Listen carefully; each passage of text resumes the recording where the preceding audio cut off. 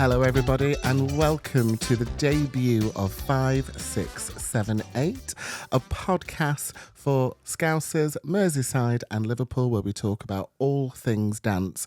We're really excited to start today. So, we have a wonderful guest in today. I'm not even sure where to look in the camera. Are you? Hello. We have a wonderful guest who is here to kind of start the series off. I think it's really important. She has had one of the longest open classes in this city. Long.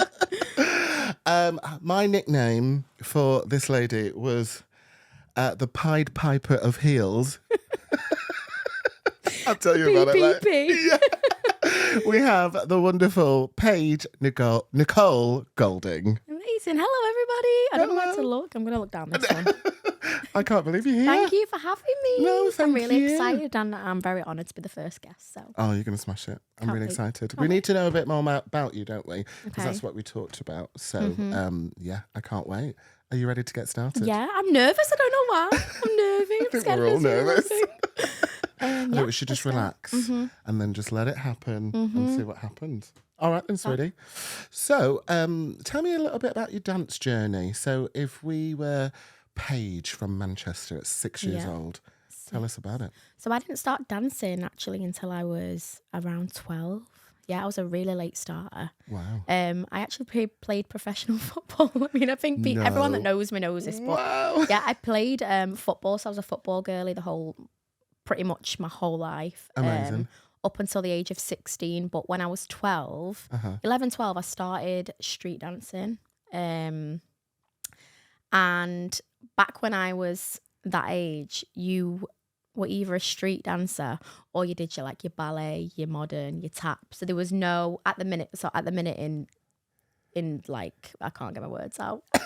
And nowadays, you kind of trained in everything, but back then you were either a street dancer or you were training in your ballet, tap, or modern. So I was like the street dancer, and that come about basically when I was in primary school and wet play was around, and we used to be inside, and I just loved dancing. I was just dancing all the time. I was doing cheerleading, and there was a little studio literally across the road called Gorse Hill Studios, literally across the road, and it was linked to the primary school, I think. And the lady who was assisted the wet plays, she grabbed her mum at the end and she was like, oh my God, she can really dance. Maybe send her over to Gorse Hill Studios. And that's when I went over and I met my first dance teacher, Christina Taylor. And it started from there, but I was still playing football. I was still dancing. So my dad loved me playing football. My mum was like, this is great that she's dancing. I was like, I don't know what to do. So I was doing both. I was just really, really, I was knackered all the time. And then that's a true I dance was mum. knackered all the time. And then. So whereabouts in Manchester are you originally from? I'm from Old Trafford. Okay. But we moved here, there and everywhere all around Old Trafford. So Gorse Hill's in like Stretford. That's where my primary school was.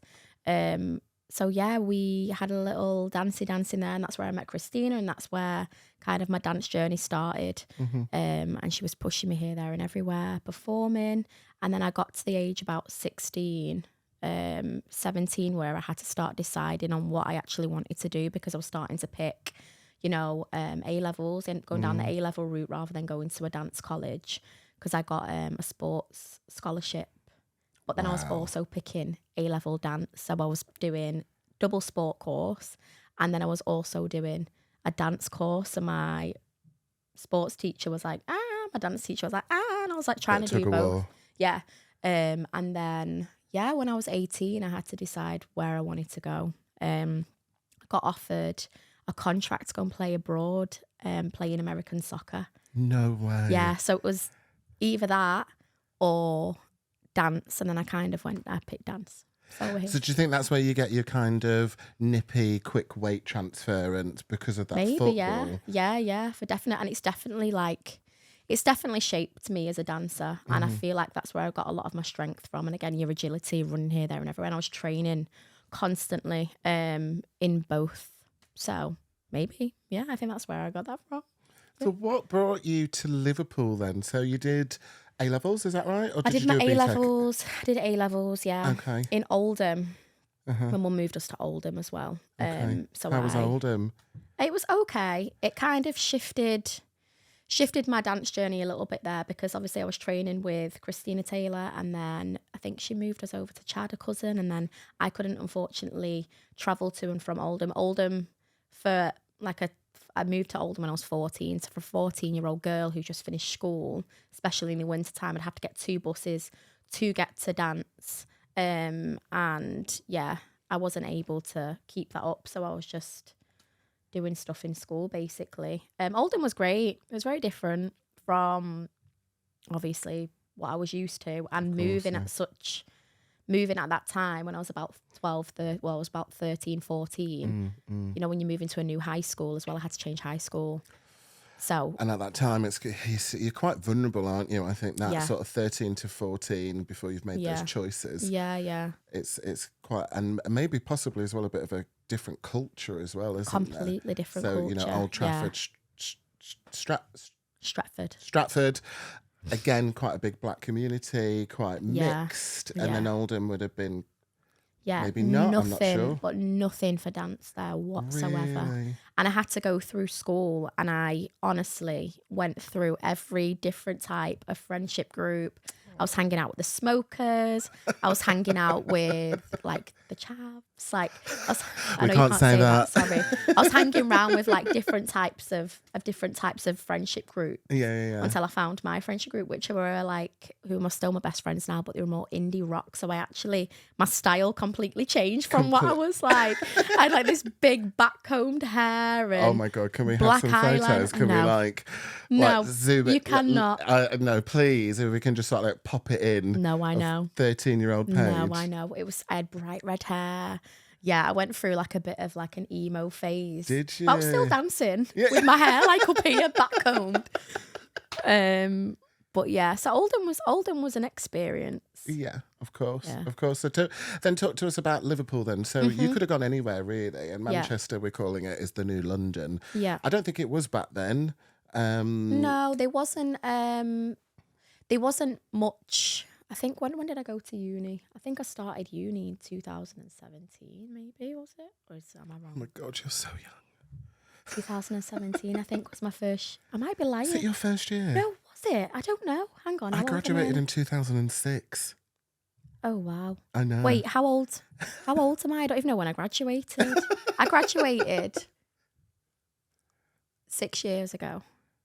So still quite fresh then. Yeah, and I went to John Moores, so I auditioned. Which has an amazing, it had an amazing reputation for dance. And it was something a bit different for me. So I auditioned for all of, I wanted to stay local.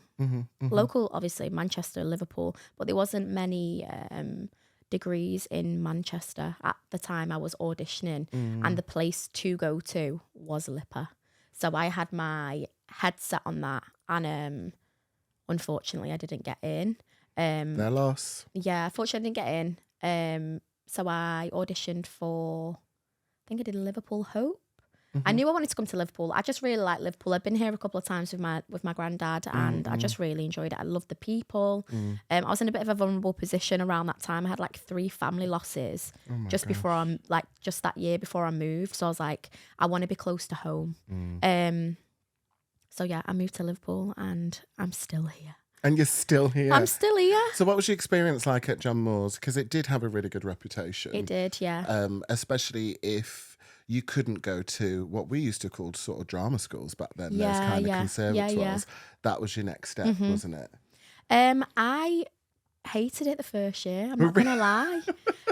I knew I wanted to teach, and with John Moores, it gave you the teaching experience, and I knew I wanted that. So I think in our second and third year, you split into half. You either go down the performing route, or you do a teaching and facilitating part of the course, basically.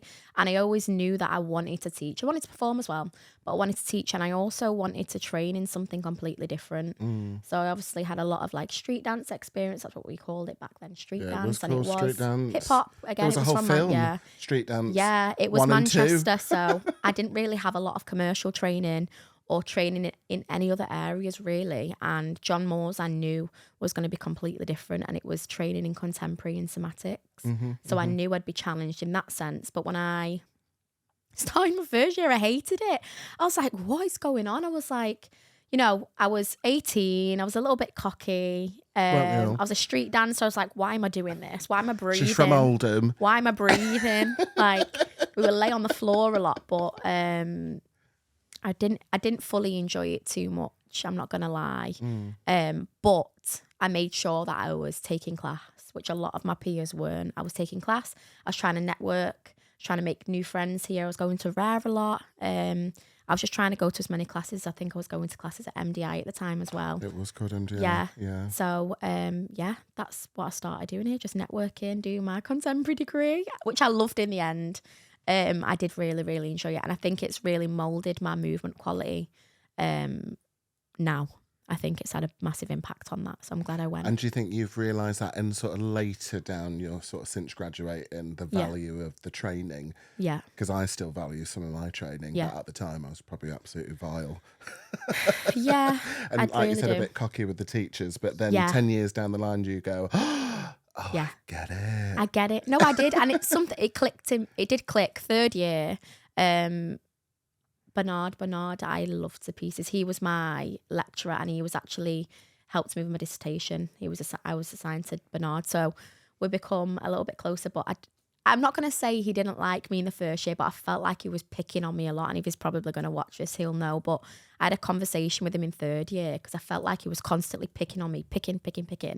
But he basically was like, it's because I care. I'm picking on you because I can see. He said, you should have been more frantic if I wasn't picking on you because I'm not noticing you. That's old school teacher, that is. You can't do that anymore. Yeah. He used to call me the jazz queen. I thought, I'm not even trained in jazz, Bernard. What are you on about? I was like, what are you on about? But yeah, I really enjoyed John Moores. It's a shame that it's gone now. I know. It's a shame the that Egg it's gone. Studio was stunning, wasn't it? I think it's being used as a classroom. That was the most gorgeous space. So relaxing, you know, sometimes you just go and sit in there and just sit and just be silent and still and get all my work done, and just start moving. But yeah, it's gone now, which is really sad. It is Liverpool's really sad. lost an amazing space though. I think we're struggling across the board for dance degrees, aren't we? Yeah. So yeah, I definitely agree. So since we're going back down memory lane, what's our first memory? How did we first meet? This is always a good one because Do you know? Because I've got a very vague time. I feel like we communicated a lot more during lockdown. Yes. I think we passed each other because you obviously taught your open class at MDI, didn't you, at the time? I did, yeah. And I had my class at MDI, but we were on different days, weren't we? I think mine was on Thursday. Mine was on a Wednesday back then. Right, yeah, mine was on a Thursday. And I think, did we connect through like lockdown, was it? I think so. I think it was, yeah. I feel like we just kind of went, oh, yeah. But my nickname was always the Paige, the Pied Piper of Heels. Pied Piper of Heels. Come on, join. You have this effect. You were just like, I've got the heels. Right, now come on, girls, follow me. Yeah. Them days it was lovely them days. But yeah, I think it was lockdown. We always supported each other from afar. 100%. But we really connected over lockdown, and then obviously when we come out of lockdown, I think we met. It was up, like, come on now, what are we talking about? Yeah. Why have we not actually met? Yeah. I remember we had a lovely herbal tea at the top of Bold Street. Yeah, we did. That was really nice. Yeah, we did. And we both kind of just went, why haven't we really talked? Yeah. So nice. Oh. So nice. Right, I've got another question for you now, my lovely. So you're going to have to tell me some standout moments. What were the real standout moments of, I don't know, from your career? So you've graduated for 6 years ago. So what have been the standout moments for you? Standout moments for me, I think career-wise, definitely starting my open class because I was very apprehensive. I think Paul Doyle asked me to come and teach on the artist takeover. Oh, yes. Yeah, and I used to attend them in uni. Yeah. And heels wasn't really a thing. I'm not going to lie, I wasn't trained in heels. I just seen it in LA, you know, I think it was called Wilder Beast Studios. I've seen all these amazing dancers on YouTube because we didn't have Instagram then. I was like, I want to learn how to do it. So I was self-training myself, doing the completely wrong thing with my feet. My feet weren't trained. Like, I was like, what the hell? So I started doing it, and he invited me to teach a class at the Artist Takeover, and I thought, oh, no one's going to turn up. I'd not graduated at this time either. I was in my third year of uni. And I was like, wow, a couple of people turned up. Class was great. I was getting more messages on Instagram of people being like, are you going to do another class? And then I was like, you know what, I'm going to put a class on. And I think I had maybe 4 girls who are still, 2 of the girls are still with me to this day, which is amazing. Ella's just had a baby, but she was in my showcase. She was performed, you know, the pregnant Congratulations, lady. Ella. Yay! The baby's beautiful. But I had like 4 girls for a good couple of months, but I was loving it. It was just paying for the room hire. Absolutely. Charged them like a £5 for the class. Yeah. And then it just built and built and built. So I think that was definitely the making of me, and it gave me the confidence. And then from then people started to employ me because they could see my classes were doing well. And then I started my intensives, and then I started the silhouettes. So yeah. So that's why I called you the Pied Piper of Heels. Yep. Come and join. So, I mean, it sounds incredible what you've done, and that's what you've done. But talk about maybe some of the standouts as performers, because I think when I really realised the skill set that you have was, I think I saw a concept video with, what's his name? Surname with a P. You did a RuPaul concept video. Josh Pillmore. Yes. Yeah. And I was like, but what I loved the most is that you were so humble about it. You didn't really tell anybody. And then it just popped up and it was like, oh my God, that's Paige. Yeah. And you absolutely killed it. So that was a funny one. So I teach at Jelly Studios. So Jelly, I think it was just after lockdown. Josh always comes in. He does amazing pieces with the Jelly students for Move It every year, and Move It got cancelled. But the piece was drag race. It was a drag race piece that had already been choreographed. All the students got on the coach to go down to Move It, literally all the way down to London, and like, it we're got cancelled. Yeah. So the piece was already done. Already choreographed, and then Jen and Josh had the idea of, actually, let's turn it into a concept. It was incredible. Yeah, I think after we come out of lockdown, let's turn it into a concept. Now, most of the students had graduated from that year. By the time we reopened, I think we did it in like September maybe, and they didn't have Michelle Visage, who I was the judge. Yes, I remember that. And I remember it being spoken about and kind of like prodding of, basically asking me to do it or not do it. And I was like, oh, here we go. But it was with all the students. I was like, yeah, I will do it unreal. So I ended up learning it like in a day and then doing it. Wow. But it was really fun, especially to dance with the students. And I love Josh. He always inspires me. I love working with him when he asks me to do things. So yeah, he's amazing. He's an amazing man. What's the biggest thing that he inspires you to? Like, what does he do that you think, oh? I just think he's the most humble person I've ever met. He's super, super talented. And he inspires me in the sense of he's created his own lane. He's probably had a lot of backlash over the years like I have. And he's kind of gone, no, I'm going to do it my way. And I'm going to create my own opportunities, which I want to do for myself as a choreographer. So he really inspires me in that sense. Wow. Yeah. I've only met him once in passing, I think at Can You Dance, and he was really nice. So, he's which amazing. I was really surprised about, because sometimes they have these. Yeah. I think the celebrity teachers have a bit of awe, don't they? Like an aura, and you think, are they going to be nice? Always lovely. He's a little biatch when he wants to be, like to get people in order. I mean, like he's he's quite strict, but it's needed, isn't it? But he's honestly the loveliest person I've probably ever met. So. Has there been a time in your career where it's just not worked? Because I think it's really important that for the listeners and the watchers to kind of, everything you've done sounds absolutely amazing, but there would have been times where things have just not worked and you've gone, what am I doing? Yeah. Actually, there's been quite a few things. So obviously when I graduated from university, I wanted to perform. I'm fresh, I'm young, I'm 21. I tried all of the going down to London. I tried the auditioning. I tried a professional contract abroad, which I think that was probably the turning point, actually, the start of PNG, of how I wanted to run things and how I wanted to make people feel, and how I wanted to inspire people in the right ways through dance. So I got a contract abroad in Cyprus, which was my first contract.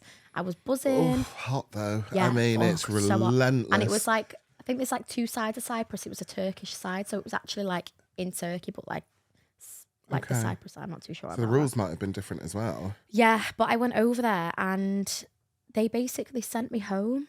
They said to me, like this, you're too fat. You are joking. Yeah.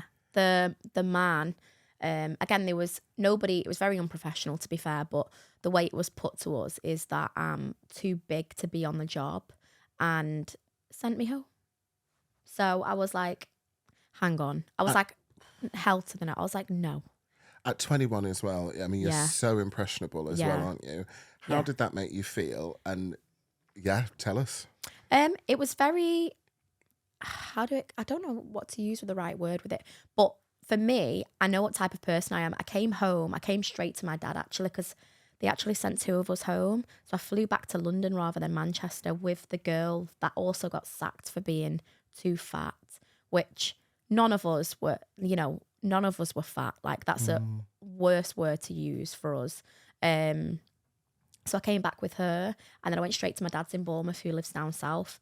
And I was just unbothered. I was like, I'm not bothered. I'm not bothered about this, Dad. I was like, he was laughing. Obviously, my dad's my dad. He's very protective. He was like, there's nothing of you.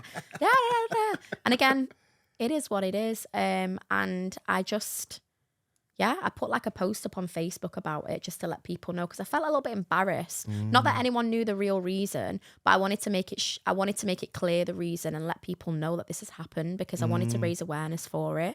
But I do think it did have a little bit of an effect on me, like with my like habits, like eating habits and stuff. It will do. Like a subconscious effect, and I lost weight like that, but I didn't do it on purpose. I wasn't doing it on purpose. My just eating habits had changed a little bit. So again, then I was like, oh, this is what it's like, because I'd been warned about it. You know, everyone, the dance industry is not very healthy, and you hear about these horror stories. And I was like, that will never affect me. And then and I was like, oh gosh, yeah, it did. And it's only now I'm a little bit older and happy, and I'm portraying the right message to all of the girls that come to me, is like, oh, I wasn't practicing what I was preaching there. I actually didn't have a good relationship with food there, and not with my body. I didn't like my body, and this is my home, and this is what I teach the girls. But now I can only see it, but it was definitely because of that job, for sure. And is this more the silhouettes, because they are sort of they're professionals, aren't they? Yeah, majority of them have graduated with degrees and from college. So is that something you instill in them just to keep them motivated? Everyone, like not even just dancers, every single person. I think, this is our home.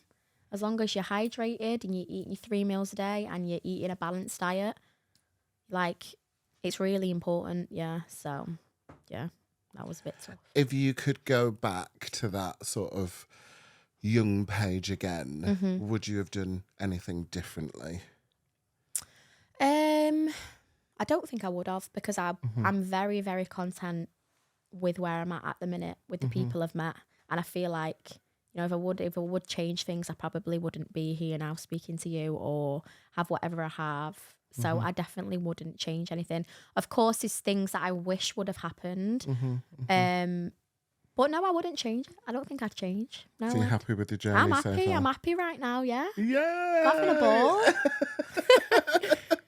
That's the main thing, isn't it? Literally, yeah, I'm happy. We were talking before, you've got to live in the moment. And I think especially when you've faced sort of a family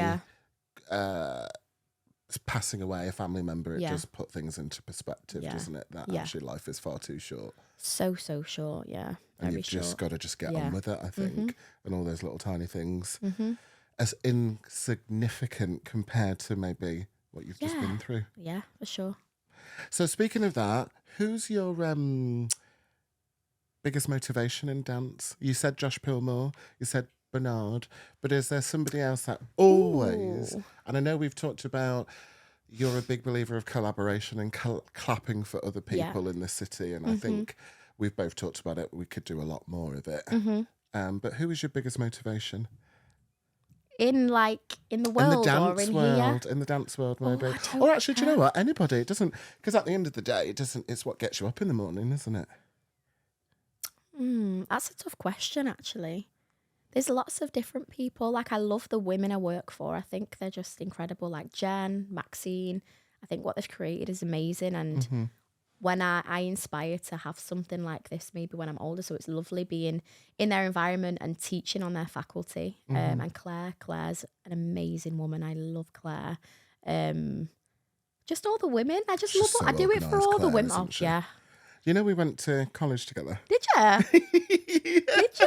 Claire went to John Moores as well. I didn't know that she went to the uni. Yeah. We were in the same class at, it was called Liverpool Community College back then. Ah, okay. So we were in the same class for I only did 1 year there. But yeah. And when I first saw Claire again, I was like, I swear. And I actually found a photo and sent it to her, and she's still like, oh. That's me. Yeah, I think just all the women. Biggest motivation is all the women. Obviously, I love Josh. I think Josh is great. And I would like, career-wise, I probably want to go down that route of creating my own lane, creating my own choreography, and creating my own opportunities, and creating opportunities for other people, because I thrive.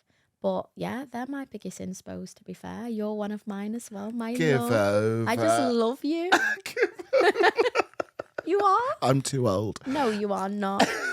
41 now, you know. You don't look it. Oh, my Lord. Don't look a day over 25. Oh, I wish. No. Speaking about your own lane, because you've said that quite a few times, which is great. And I'm a big believer of staying in your own lane.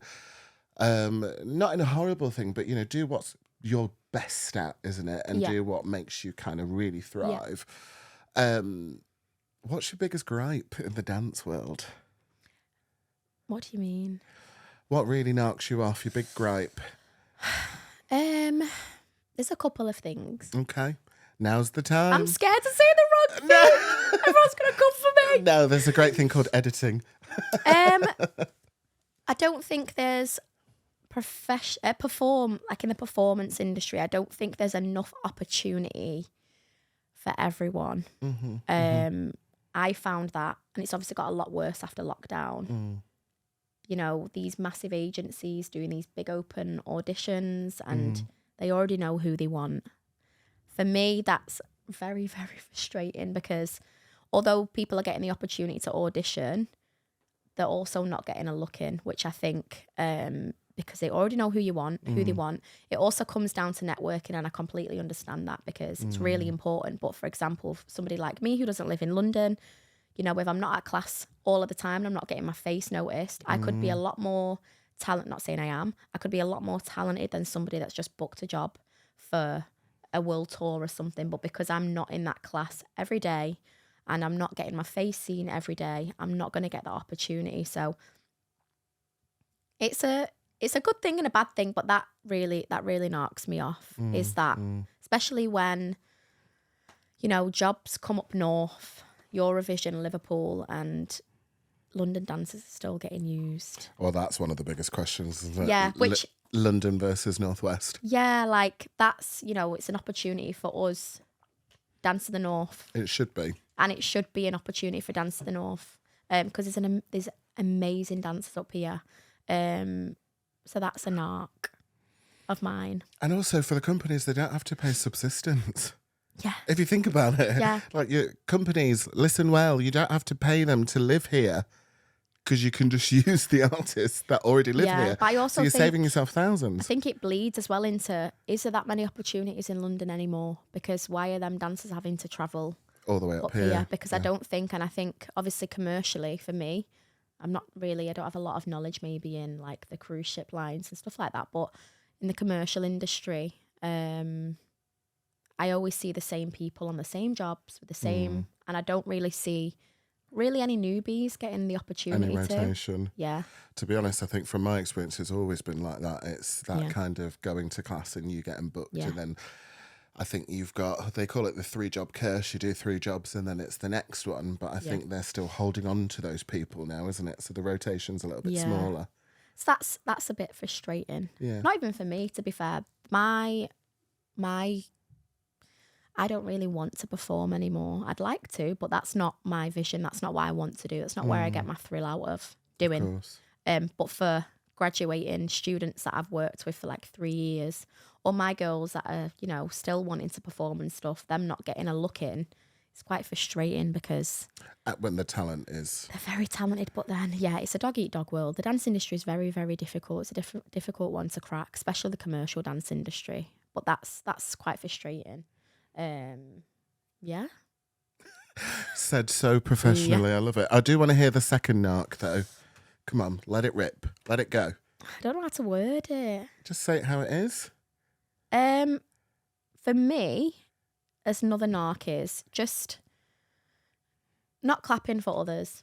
That frustrates me a lot. And using, you being frustrated, people being frustrated and tearing people down. I've had a lot of backlash over the years because, I do quite well. But people come at me and this kind of feeds into my other narc before that, is that not everybody's on the same journey. I don't want to be a professional dancer. So don't come at me for my dancer credits. I'm a very talented teacher and I've got a degree in teaching. I've got, a lot of choreography experience. My goal in life is to become a choreographer and work choreographically. I must say that was bloody mouthful. But a lot of people like to come at you of, you shouldn't go and train there because she hasn't got the credits. You shouldn't train here. But my journey was a lot different to a lot of other people's. I didn't have the privilege of living at home when I left uni for personal reasons, but I had to make money. I had to pay rent. I didn't have the stability to stay at home. I couldn't go and train in London. I just think everyone should be kind and keep their mouth shut and just clap for other people. And like I said to you before we even started this podcast, there's so many inspiring people and performers in Liverpool and Manchester and just in the north and the northwest that I genuinely clap for because, and it doesn't feel as untouchable that they've got that job, they've booked that job. I'm buzzing for, I don't even know them. I'm buzzing for you. I'm genuinely buzzing for you because it doesn't feel that unreachable for the likes of me or the likes of my silhouettes who are wanting that. Everyone's inspired. I just don't know. I just don't like cattiness. I don't really, it doesn't sit with me very well. Question then, just to dig a little bit deeper. So, would you say the teaching world in dance can be, because it can be quite catty, can't it? Yeah, of course it can be quite catty, and there's a lot of teachers doing the same thing everywhere, but you've got to believe in yourself that much that you're comfortable in that and you're confident in what you're taking out. Don't copy, because again, it's a very small world and very small city, Liverpool. Say we're just speaking about Liverpool, I don't even have to see that. People are already thinking that, Copying is not great, which is really, really not nice. But it is difficult teaching because everyone's got everyone just has too much to say. If your classes are that busy, you don't have time to take yourself to social media to then slander somebody else because their class is busy. Classes obviously aren't that busy, but then have a little look why they're not that busy, because you're slandering other people for no reason. Just clap for them. It's amazing. It's amazing that they're doing well, whether or not they've danced with fucking Beyonce or not. Do you know what I mean? I don't want to dance with Beyonce. I'm not. I just want to teach. I love it. I think there's a real kind of, I definitely think with Liverpool as well, I think there is the open class has become the new status. Yeah. And I think because we've run our open classes for, I think mine's 7 years in January. Yours must be way more than that. What, 8? Probably around the same. About the same time? Yeah, probably. Wait, I'm 20. Yeah, about 8 years. I think people don't realise the work that goes into these open classes. So much work. It's not for me, it's not a popularity contest. It's not something that boosts. No. It's lovely when it's busy, or it's lovely when people come, and I think it's great. But the work and energy that goes into churning that out is work. Yeah, and just being a nice person. You could be the most talented dancer and have all these great credits, but when it comes to teaching, do you have the skill to teach? Because teaching is a skill in itself. I've took a lot of classes in LA, London, where I've gone to these, I've seen these dancers and they're incredible. They've just come off tour with Ariana Grande, and I've gone to the class and I've gone, what was that? That person doesn't know how to work a room. They're dancing for themselves. They're not asked about me. I'm a paying customer. They're not asked if I'm getting it or not. They're just dancing for themselves. It's a completely different skill set in itself. Like, and I think that, you know, I think that's overlooked. I agree totally. Yeah. But I also think it's a great opportunity for people to find their way like we did. For sure, to find their niche, really, isn't it? Because, you know, we do have a lot of dance schools in this city, and it's sometimes that's their only avenue to go, well, what else do I do? So I do get it. But I think because we have that experience of working through lockdown, an open class on lockdown. Zoom. You know, and then coming out of it and thinking, you know, we should have popped, but we're still going and we're still here and we've still got a following, and which is wonderful. It is that I suppose we can look at it and go, there is more to it, but you've got to find that journey. But I think what would be really nice, and I think we're both on the same page, is that let's collaborate on that, because you can learn from what I've gone through and actually we can both prosper at the same time. Yeah, for sure. But everyone's different. Everyone is different, and you've just got to, you've just got to be yourself. I know. I think that's the best thing you can do. People are either going to love you or hate you, but at least you're not using that added energy to pretend. Just do you. It's tiring as it is. Imagine I couldn't even. Just do you. Be nice. Clap at everyone. Do your thing. Do you know what I mean? You never know, because you never know when you go up, when you come down, who's still there. Yeah, and people talk. It's very small. The dance industry is very small. If you've someone off, you know, that person spoke to that person spoke to that person. Everyone talks. You've just got to try and set like a good reputation for yourself and try not to burn bridges, because, again, networking is really important. And, especially in Liverpool. Yeah. Like trying to find this amazing studio. Yeah. It's like... Right, my darling, it's time for our fun. Let's go. So how it works is, I can't remember what I called it, so we'll have to cut that bit out. It's like our dance knowledge roulette. Okay. So we're going to move this table out of the way in the minute, right. Okay? And then a wheel is going to come up. I'm dead nervous for this. I've got no knowledge. A wheel is going to come up. We're going to spin the wheel. Okay. Okay. I think, Blake, have we got music for this? It should be with the wheel. It's got like disco. Doom, doom, doom, doom, doom. Doom, doom, doom, doom, doom, doom. And then it's going to tell you for a move card. Okay. Or a knowledge card. Okay. Okay. So if you pick a move card, it's going to explain what you need to do, and then you need to give us your best interpretation. Good luck. Or if it's a knowledge card, you pick up a knowledge card, and then you need to answer the question with the best of your knowledge. Okay. Okay. I don't care. It doesn't have to be perfect. We just want to see the Pied Piper of heels a little bit silly. God. Okay, let's go. Right. Are we ready? Yeah. Okay.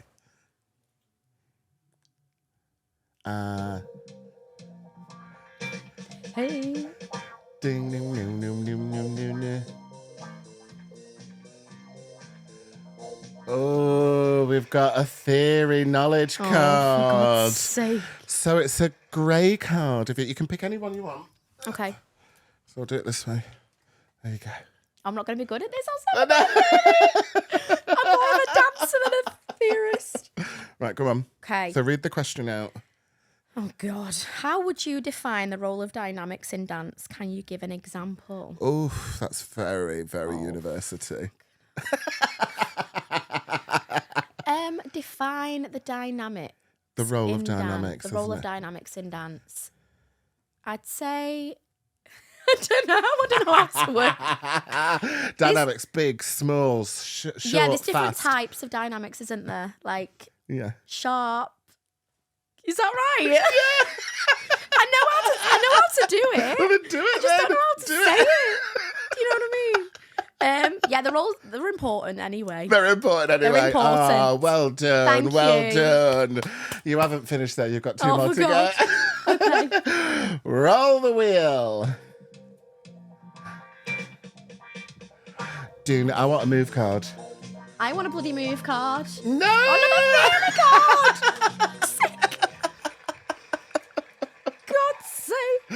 Okay, you ready? Let's go. Okay. Oh, I hope you don't get the same one.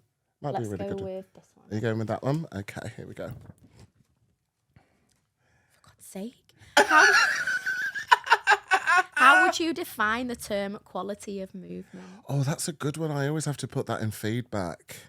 So it's just defining it. I know what it is, but it's just like shortening the thing. Someone's going to do their MA this year. Of how you perform a specific type of movement, the quality of it. Yeah, we'll take that. We'll take that. Thank you, we'll take everybody. that. Okay, one last time. I really hope you get a move card. Ready? If not, I'm just going to give you a move card. We're going to get a move We card. are. Let's go. Let's start stretching. Yeah, you are. Okay, let's go. Right, I've got loads of move cards here. Loads. Okay. Are you ready? Very excited. Okay, no. Right, you ready? I'm going to pick a good one. You're gonna. I hope so. Okay, come on. Oh, better be a good one. Move as if you're a feather and then as a rock. What changes in your body? So I think it's just move as a feather, then a rock. And then as you're a rock. Yeah. So you want me to stand up? Yeah. Stand here for it. Yeah. So Do you want me to? So, oh yeah. So you have to go for a feather and then a rock. Okay. Right. Oh, do you want me to? Oh, 5, 6, 7, 8. Okay. I love this. 5, 6, 7, 8.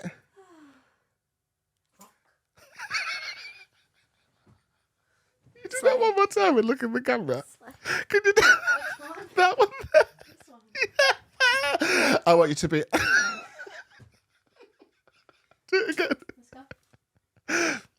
5, 6, 7, 8.